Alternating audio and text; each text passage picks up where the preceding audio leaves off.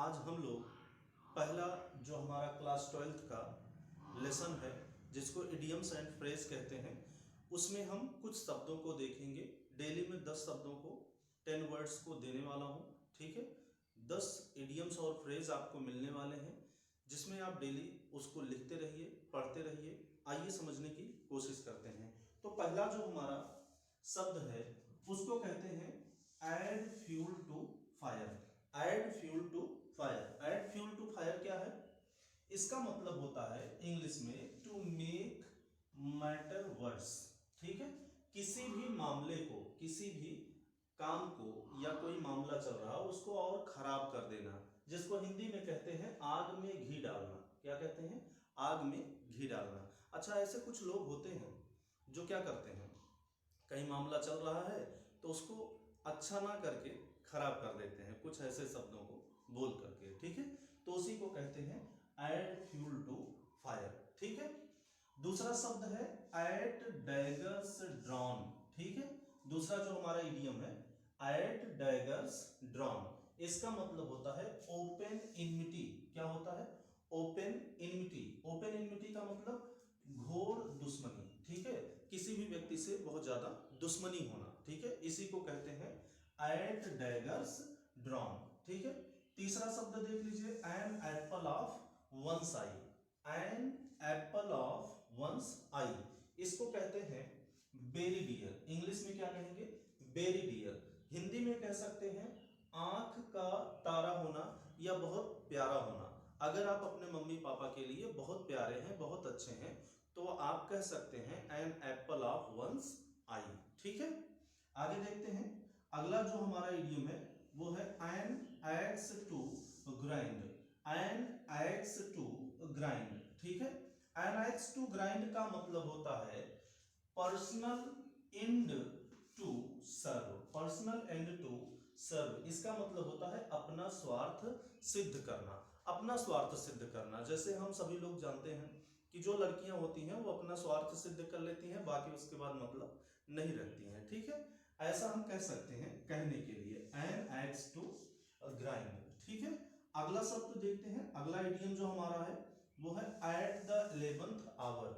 Eight the 11th hour. At the 11th hour का मतलब होता है at the last moment. At the last moment. At the last moment का मतलब अंतिम समय, ठीक है। यही रात अंतिम, यही रात भारी, ऐसे कह सकते हैं अंतिम समय। वो रावण वाला याद करिए। आगे देख लीजिए। अगला जो इडियम है वो क्या है? A bed of roses. A bed of roses. A bed of roses क्या होता है? Quite comfortable. इंग्लिश में आप कह सकते हैं क्वाइट कंफर्टेबल। हिंदी में कह सकते हैं फूलों की सेज, मतलब मजा होना, अच्छा जीवन बिताना या फिर अच्छे से रहना, ऐसे कह सकते हैं, ठीक है। अगला जो हमारा इडियम है वो क्या है? All Greek and Latin. क्या है?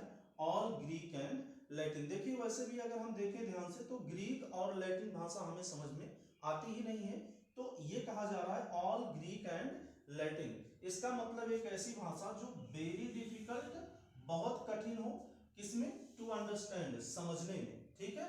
ऐसे हिंदी में ध्यान सकते हैं समझने में बहुत कठिन। एक ऐसी भाषा जो समझने में बहुत कठिन हो, मतलब जिस भाषा को हम जानते ही ना हो वो समझने में क्या होगा? बहुत कठिन होगा। उसी को हम इंग्लिश में कहेंगे ऑल ग्रीक एंड लैटिन, ठीक है। अगला जो हमारा इडियम है वो है bag and baggage. Bag and baggage. Bag and baggage का मतलब होता है पूरे सामान सहित। पूरे सामान सहित, जिसमें हम इंग्लिश में कह सकते हैं विथ ऑल बिलोंगिंग्स। क्या कहेंगे? विथ ऑल बिलोंगिंग्स, ये वाला शब्द जो लिखा है, ठीक है।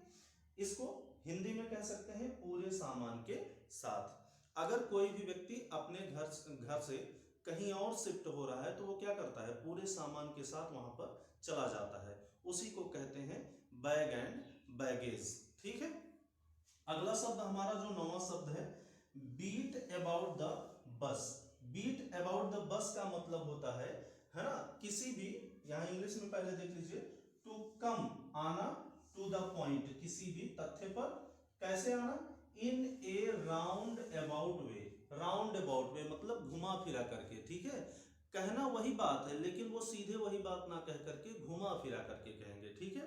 बात वही करेंगे लेकिन आपको गोल गोल घुमाएंगे पहले। बात समझ में आया? कुछ ऐसे भी लोग होते हैं जो सीधे बात ना रख करके बहुत घुमा करके कहते हैं, कहने का मतलब बोर कर देते हैं, ठीक है।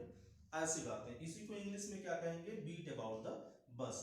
आगे देख लीजिए, अगला जो हमारा शब्द है बर्ड्स ऑफ ए फीदर। क्या है? Birds of A feather. Birds of A feather का मतलब होता है ऐसे लोग, पीपल मतलब ऐसे लोग ऑफ द सेम नेचर, जो एक ही स्वभाव के होते हैं। कहने का मतलब एक ही प्रवृत्ति के लोग, ऐसे लोग जो एक ही प्रवृत्ति रखते हैं। जैसे आप देख लीजिए, जितने भी सुर्ती खाने वाले लोग हैं, क्या है? एक ही प्रवृत्ति के हैं, जहां मिल जाएंगे वहीं कहेंगे ठीक भैया बनाइए, है ना। तो ऐसा कह सकते हैं एक ही स्वभाव के व्यक्ति, एक ही प्रवृत्ति के लोग, ठीक है। ऐसे ही एक बनता है ना, क्या बनता है? बर्ड्स ऑफ फीदर, जो कहावत है, birds of feather flocks together. Birds of feather flocks together, इसको हिंदी में कहते हैं चोर चोर मौसेरे भाई, ठीक है। तो ये 10 इडियम्स हैं जो आपको आज पढ़ाए गए हैं। इसको आप नोट डाउन कर लीजिए और इसको याद करने की कोशिश करिए। आपके एग्जाम के लिए बहुत इंपॉर्टेंट है और 10 नंबर का आपके एग्जाम में निश्चित रूप से ये चीजें आती हैं। आप डेली इसको लिखते रहिए, समझते रहिए, पढ़ते रहिए। हाँ, अगर कोई चीज ना समझ में आए तो कमेंट करके आप जरूर बता सकते हैं, पूछ सकते हैं किसी भी प्रश्न को, ठीक है। उससे संबंधित कोई भी अगर जरूरत लगा तो आपको वीडियोस दिए जाएंगे, बनाए जाएंगे, ठीक है। Thank you.